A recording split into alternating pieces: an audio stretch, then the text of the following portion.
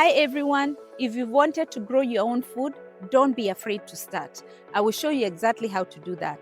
Welcome to Modern Shaba. My name is Wagari Karanja, and through this channel, I'm going to show you exactly what I'm doing as a beginner gardener. I will show you the things that will help you be successful and the things that maybe may not be work out so well for you. So the first thing I want to share with you is how I got my little plot prepared. For me, I decided that I want to do my gardening for my vegetables in a plot. A lot of communities have a way to have plots.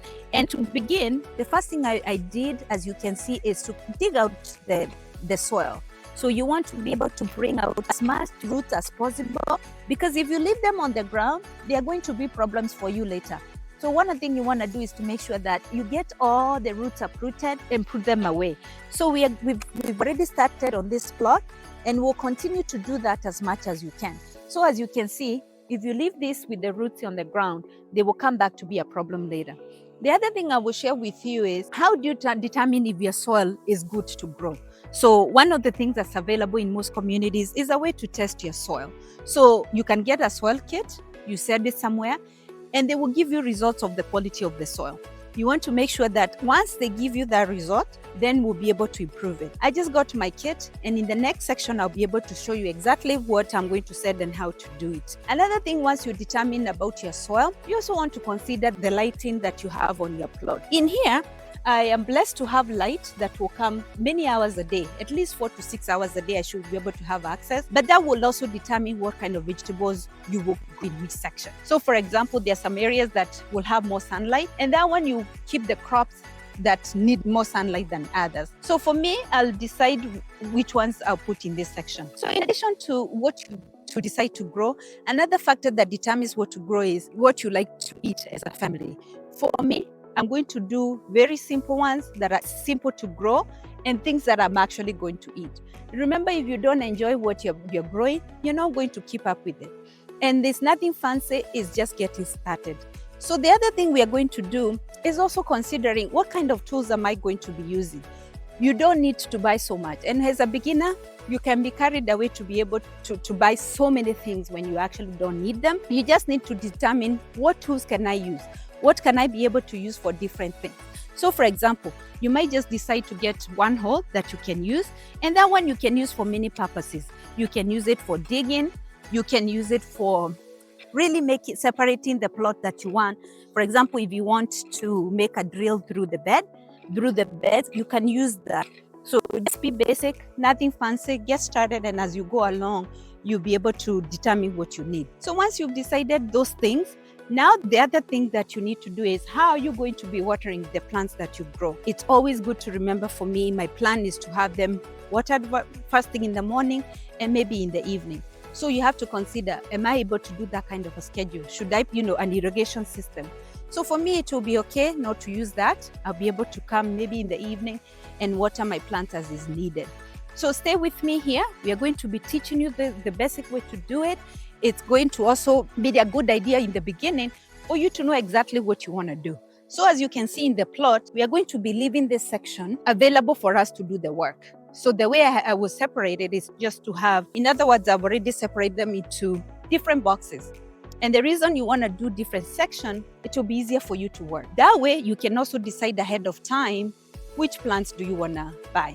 As a beginner, you can want to do too many plants at the same time or too many vegetables at the same time, but it can get overwhelming. Always start small. Decide which ones you really like to do, and then plan your plot based on that. So for example, we are going to do vegetables in some of these plots. We have 1, 2, and 3, and maybe 4, and then we have the same amount of plots on this side. The other thing we are going to do is to leave this area open. This is the area that we can use, for transporting the stuff that we'll be using for growing. And maybe we can do a little bit of landscaping. You'll be able to see what we come up with as we go along. So I'm very excited to share with you how to get started. Gardening can be easy or it can be hard. The basic thing is to know that when you love to do this, you can do it. Just get started, whether it's in a plot like this one, or whether you choose to use, planting pots like this one. We're also going to be showing you how to be using pots like this one. These ones will be very good when it comes to, for example, growing your herbs. because herbs can grow fast and they can take over the plot depending on which herbs you're doing. So you want to be very specific, and I would be showing you how I'll be using some of these containers and other that I'll be creating in the house to be able to use that. So those are the tips. I'm excited about this journey. We are going to teach even the next generation how to grow our own food. I will stay with it, and I know that we can do it, because that's the reason why we do this. We do it just to know what's in our plant, to know what we are growing, and also to pass on some information that we have when growing up. You know, we were taught by our grandmothers and our grandfathers how to garden. We are passing all that knowledge to our children, so that they can also pass it on to their children. So stay with me. If you're excited, come and help, and let's stay together. Let me share with you what I'm growing. Let me share with you how I'll be cooking my vegetables once I grow you. And let me share with you all the ups and downs that are coming through and all the goods that are coming through. Thank you so much for joining me. We bring you some great content. Stay with us, and thank you so much. God bless you.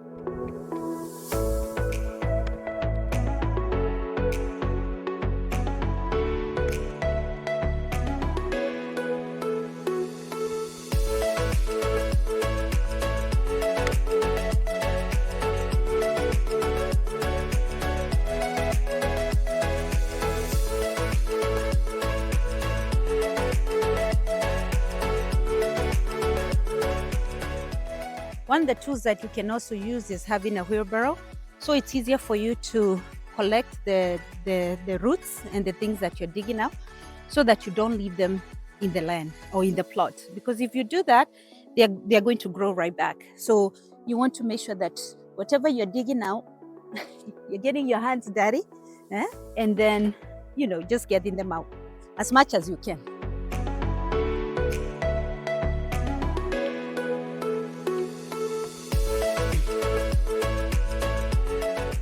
Some of them can be quite stubborn, so you want to make sure you actually dig in there. Yes, get a nice workout while you're doing this. This is still good for you, for your exercise and for your well-being. Nothing as good as connecting with nature.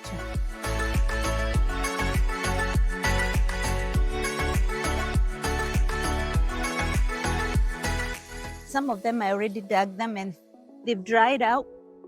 You want to dig the soil when it's a bit dry. You don't want to do when the soil is too wet. It's going to be quite difficult to work with the soil. Once it dries out, it's much easier. Again, it depends on the quality of our soil.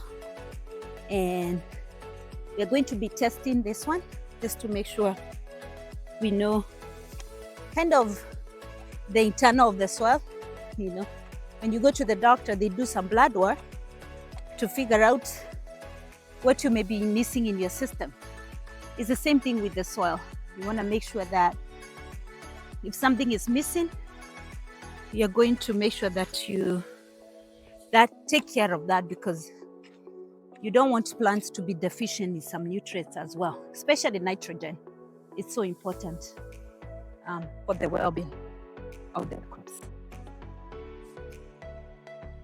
Yeah, so don't be afraid to start. A lot of people keep thinking that you have to do something fancy. Don't do it. Don't procrastinate. Just get started with whatever you have in your hands. Just use that. Whatever tools that you have, use that. Whatever soil that you have, use that. The key is just to get started. It may look intimidating at the beginning, but once you get started, it's going to be so fulfilling that you're going to keep going. No matter what comes as hindrance, you're going to overcome it, whether it's pest control, whether it's drainage, whether, again, like I talked about the soil, you work around it. And I'll show you exactly how I'm doing that.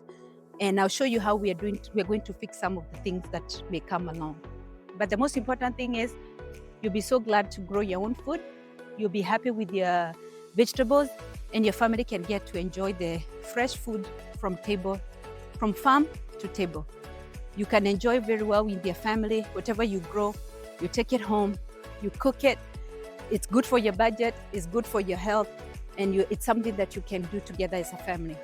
Thank you so much. We love you. Keep coming and subscribe to our channel so we can walk through this together. You can share whatever journey that you're on, and I'm going to share mine. And together we can build a community. Thank you so much.